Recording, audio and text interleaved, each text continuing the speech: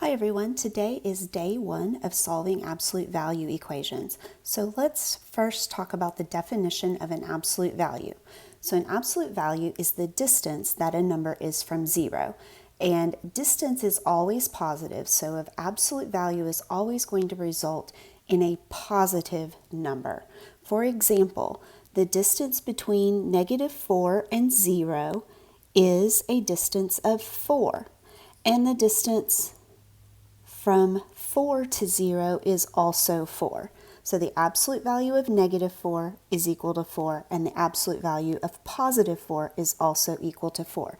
Absolute value is always going to return a positive number because it is a distance. Let's take a look at some of the properties of absolute values. So for any real numbers a and b, the absolute value of a is always greater than or equal to 0, like I just mentioned on the last slide. Let's look at a couple of examples of that.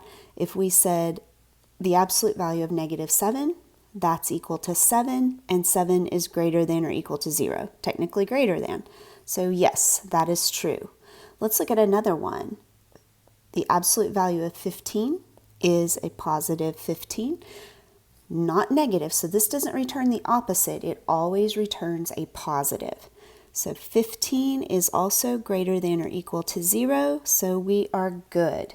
Any real number a, when you take the absolute value of it, is going to be 0 or greater.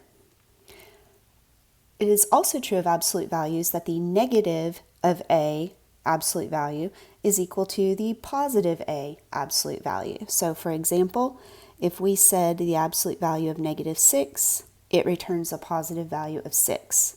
If we said the absolute value of +6, that also returns a positive 6.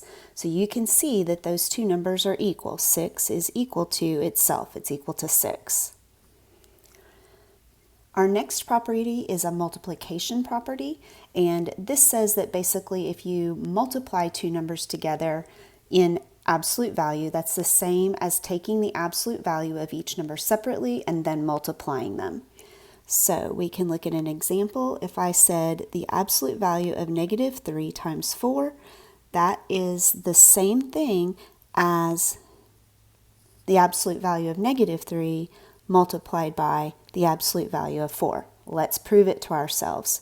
If we do the math inside this absolute value, I get -12.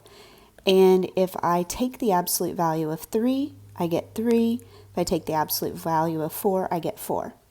The absolute value of -12 is a positive 12, and 3 times 4 is also a positive 12. So that checks out. They are, in fact, equal. Finally, the division property says that if we take the absolute value of a number a divided by a number b, that's the same as taking the absolute value separately and then dividing. So let's take a look at an example. If I said absolute value of -16 over 4, if we break that apart, that's the same as the absolute value of -16 over the absolute value of 4. -16 over 4 gives me a -4.